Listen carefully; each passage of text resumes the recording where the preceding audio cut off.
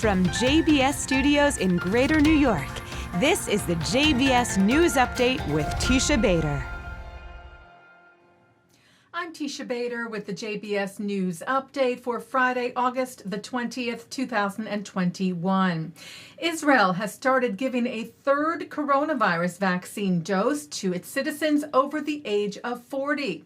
The health ministry approved the boosters also for teachers, healthcare workers, staff in nursing homes and welfare programs, prisoners and prison guards, and at-risk groups, as well as pregnant women.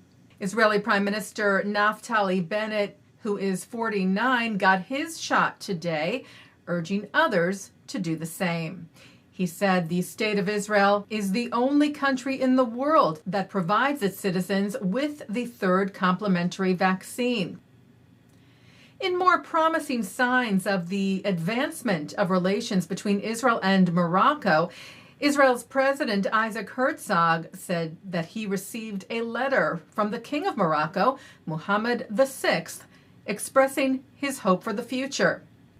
If you recall, Israel's Foreign Minister Yair Lapid visited Morocco last week and delivered a letter for the king from President Herzog inviting him to come and visit Israel.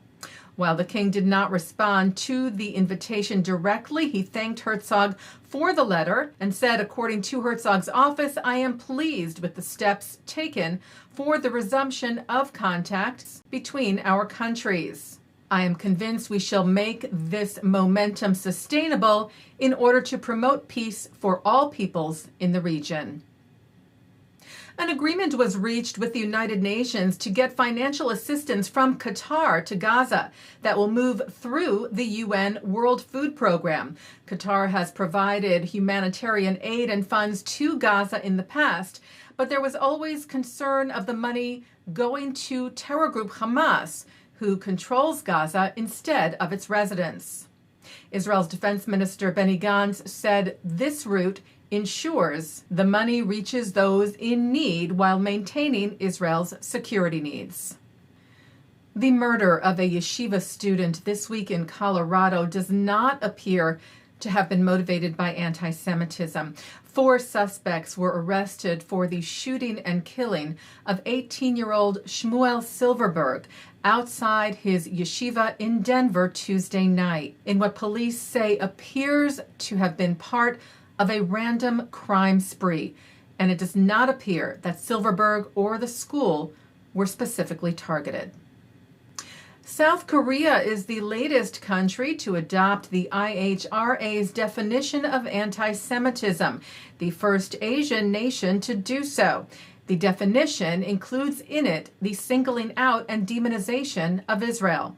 The leaders of the Conference of Presidents of Major American Jewish Organizations wrote, "We thank the South Korean government for its support of the Jewish people and the State of Israel, and we strongly encourage others to follow in adopting the full definition as a key instrument in the global fight against anti-Semitism in all its forms."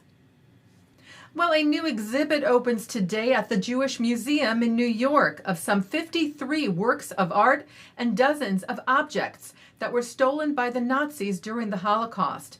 Afterlives, Recovering the Lost Stories of Looted Art, includes the work of such masters as Chagall, Cézanne, Matisse, and Picasso. The Times of Israel cites Jewish Museum Chief Curator Darcy Alexander, saying that the exhibit is a sobering reminder of that history. "We wanted to tell a concise and clear story of the looting, but also to tell the story of recovery and ongoing restitution. It's about coming to terms with what happened." The exhibit runs through January of next year. Taking a look now at our programming for tonight on JBS for Friday, August the 20th. Live Shabbat services are coming up from New York City's Central Synagogue, followed by Shabbat services from the Hampton Synagogue.